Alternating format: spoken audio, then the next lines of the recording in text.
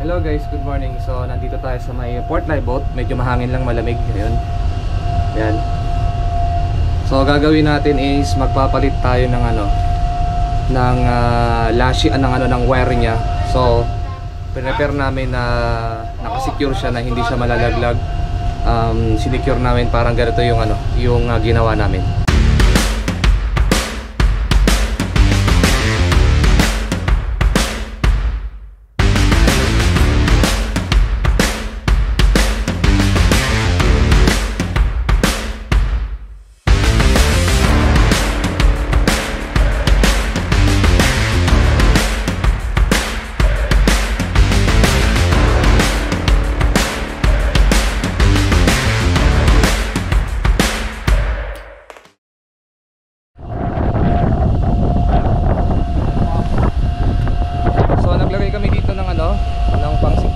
Yan.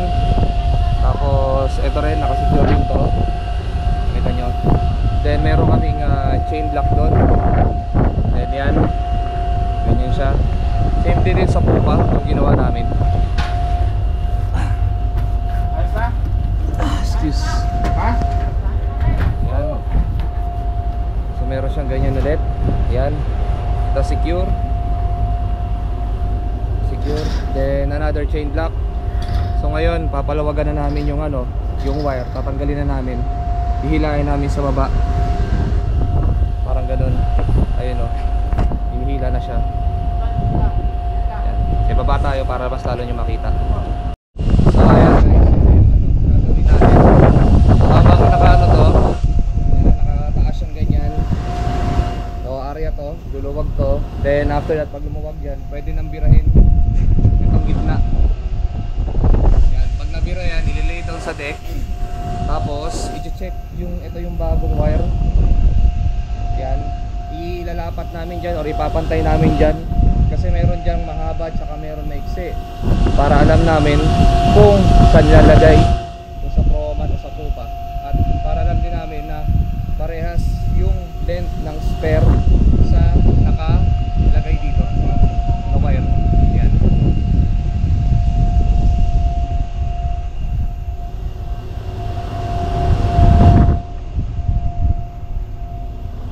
Pag natapos namin to, pati kabila na starboard side, gagawin din namin. Yan. So kita nyo guys kung paano mag-secure So meron doon para nakasecure doon sa may divid niya. Tapos meron dito nga chain block. Tapos nakatali din yung yung sa mga hook resting niya. Para sigurado na hindi gaganon yung hindi gaganon yung rollers niya. Kasi pag once na umalis sa rollers yung sa hook resting niya, that's the possibility. So wag naman sana mahuhulog yung live bulb. Yun yung tapos ito nga yung grasa na nalagay namin. So ito yung general purpose grease, garlic grease. Yan. Yan lalagay yan dito sa bago naming wire. So nakalapat na yan, naka-ready na yan. Diba? Tapos pag natanggal namin lahat ng wire na to, lalagyan namin ng heaving line para alam namin kung saan siya papasok na rollers. Mahirap kasi pag walang guide. Gagawin namin guide yun para lang hindi malito at hindi magkamali sa pagbabalik ng new wires. So ayan guys, so nakaluwag, dinuluwag. Huwag niya isa! Hindi niya isa! Huwag niya isa! Tapos yan, ito binibira para matigas kailangan ng power. Yan. So yan. Kailangan ng power. Yan. Diba? So ganyan bibirahin yan. Pero pag naman yan, nakabuelo na yan, madali na lang yan birahin. Wala nang bitin ngayon ng pinakamagaling na yun. Yan.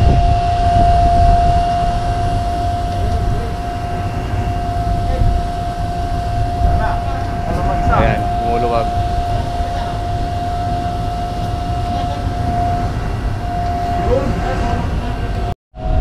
Okay guys, so nababa na natin siya. Kailangan natin tanggalin to, ihiwalay. Kaya lang ang problem namin, syempre matagal lang panahon tong nakaganito. Itong ilalagay na lang namin dito at dito para lang mababa agad namin yung wire at papalitan agad. Tapos ito sa engine room na lang iinitan, hihitingan para matanggal to kasi gagamitin namin ulit to dito. Pag sa mga bagong wires ito din lang ilalagay natin. Ayan guys, maluwag na siya. So madali na lang to, hahatakin na lang to mamaya. Pag once na ano yun, na hiwalay or natanggal yung ano, naputol namin yung wire, madali na lang hilahan to. Hihila lang ng hila naman to eh.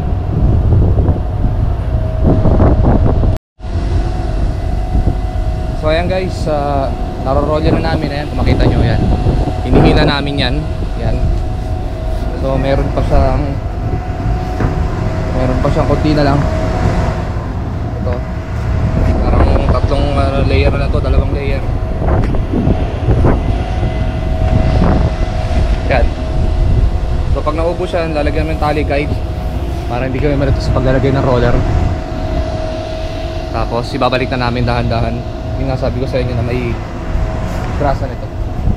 Kasi ito yung guide namin. Kuha pa kami ng isa ulit. Yung dalawa yan eh. Okay. So hilahan pa rin, hilahan.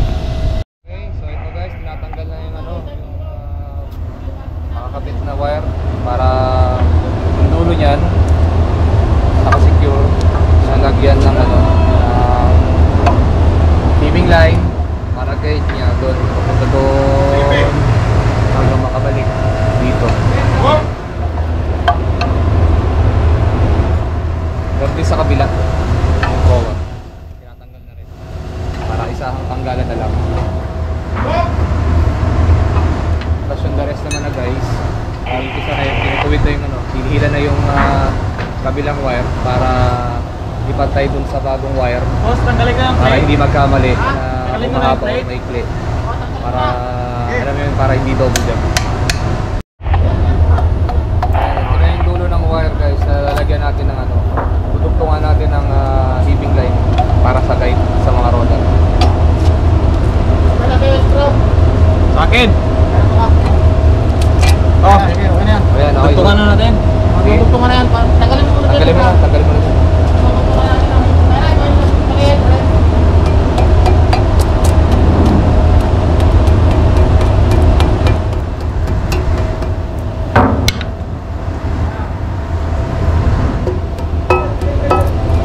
Right. Alright. Good.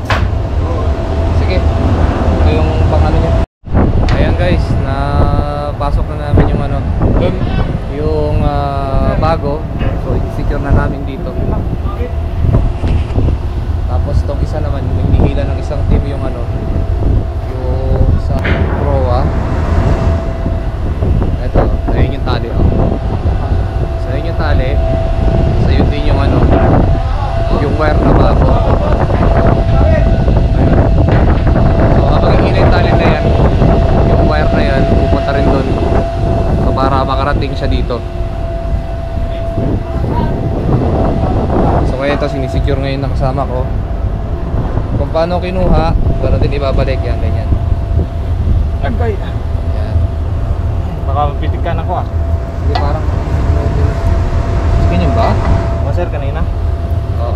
Or dito pa ganyan. Pag ganun ata siya eh. Pag ganun na lang. Dito? Dito ba o doon? Tama sir, tama. Ha? Tama. Ganyan ba? Hindi. Ano ba sa'yo sir kanina? Hindi, ano ba yung kanina? Parang ganito rin, tama yung sinabi mo eh.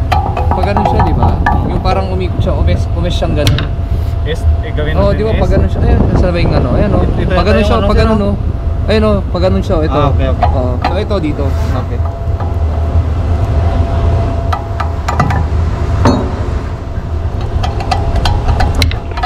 Yan. So dito, tapos pag ganun. Sa gitna. Oo, sa gitna siya. Ayan guys, oh, yung kailan na. Wire na yan. Yan na yung wire. Okay, good. Kunti na lang. Yan. Yan na siya. Sige, bira. So ayan na guys, ilalagay na lang dun. Secure na lang dun sa dulo. Secure na lang dun. So okay na.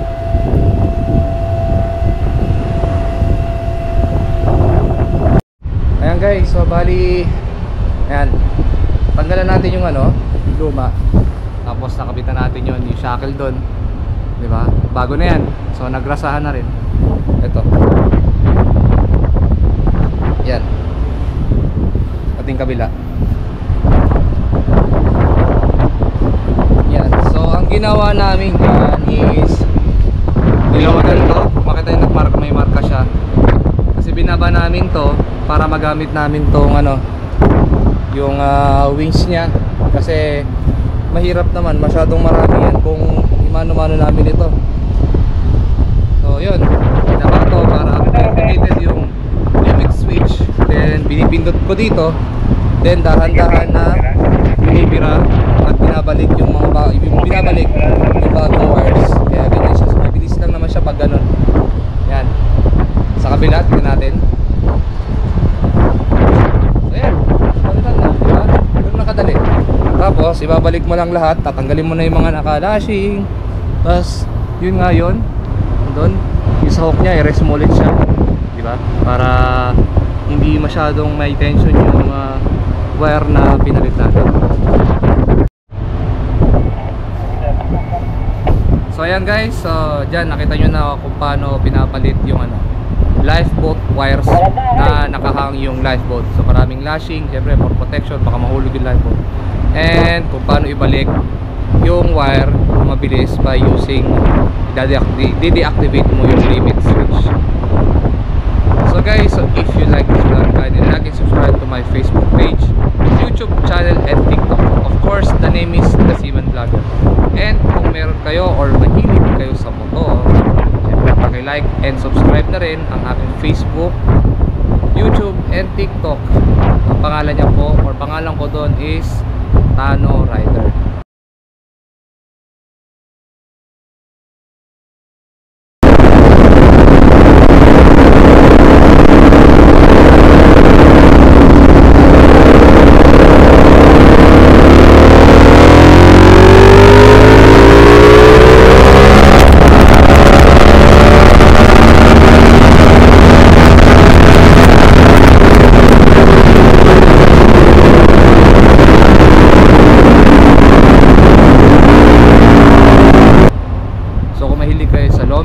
Long ride, short ride at pocket ride, motorcycle, syempre doon kayo pumunta kasi lahat ng about sa motorcycle nandun. Okay guys, thank you very much. See you on my next part ng All About Ride Up.